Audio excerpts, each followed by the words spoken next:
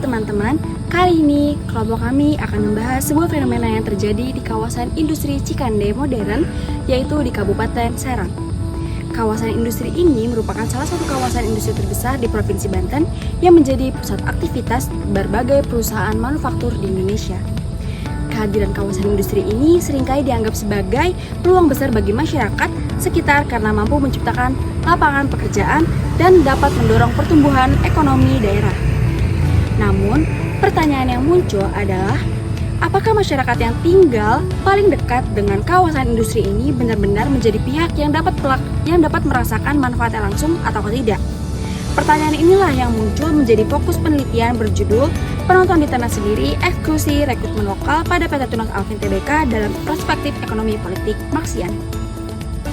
Penelitian ini dilakukan di Desa Nambu Ilir, Kecamatan Kibin, Kabupaten Serang yang berada di sekitar kawasan industri modern Cikande.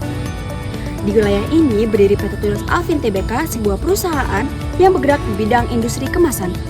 Kehadiran perusahaan ini sempat membawa harapan bagi masyarakat sekitar bahwa akan terbuka peluang kerja yang lebih luas bagi masyarakat lokal.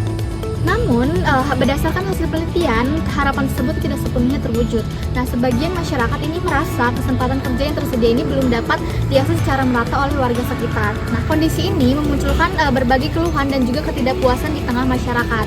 Puncaknya itu pada Mei 2026, ratusan warga Desa Nambo Ilir melakukan aksi demonstrasi di depan PT Tunas Alvin. Nah, dalam aksi tersebut, warga ini menyampaikan tuntutan agar perusahaan ini memberikan prioritas yang lebih besar kepada tenaga kerja lokal.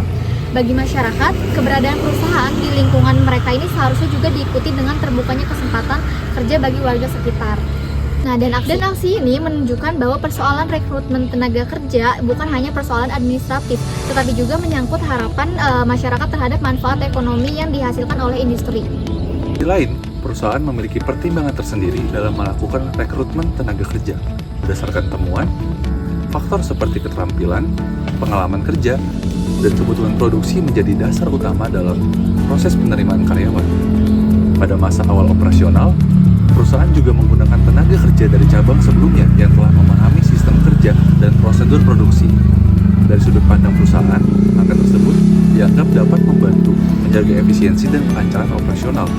Sementara itu, Dinas Tenaga Kerja dan Transmigrasi Kabupaten Serang memandang bahwa persoalan ini perlu dilihat secara seimbang. Pemerintah daerah mendorong perusahaan agar memberikan manfaat bagi masyarakat sekitar, tapi pada saat yang sama perusahaan juga memiliki hak untuk menentukan kualifikasi tenaga kerja yang dibutuhkan. Karena itu, keterbukaan informasi, lowongan, dan koordinasi antara perusahaan, pemerintah, dan masyarakat itu menjadi hal yang sangat penting. Lalu penelitian ini tidak hanya melihat persoalan tersebut sebagai masalah komunikasi antara perusahaan dan masyarakat. Nah, melalui perspektif ekonomi politik Marsian, penelitian ini mencoba bagaimana akses terhadap pekerjaan itu dapat dikendalikan melalui mekanisme rekrutmen yang berlaku. Lalu dalam penelitian ini juga konsep Reserve Army of Labor atau tenaga kerja cadangan. Di mana konsep ini itu menjelaskan bahwa terhadap kelompok masyarakat yang sebenarnya terjadi dan siap bekerja, tetapi tidak sepenuhnya terserap ke dalam hubungan kerja yang formal. Lalu dalam konteks Desa Nambo Ilir, masyarakatnya itu berada sangat dekat dengan pusat produksi industri. Namun kedekatan tersebut tidak secara otomatis menjamin akses terhadap pekerjaan, yang dimana akibatnya itu muncul kondisi yang paradoks, yang dimana masyarakat itu hidup berdampingan dengan industri, lalu menyaksikan aktivitas ekonomi setiap harinya, tetapi tidak selalu menjadi bagian dari manfaat ekonomi yang dapat dihasilkan.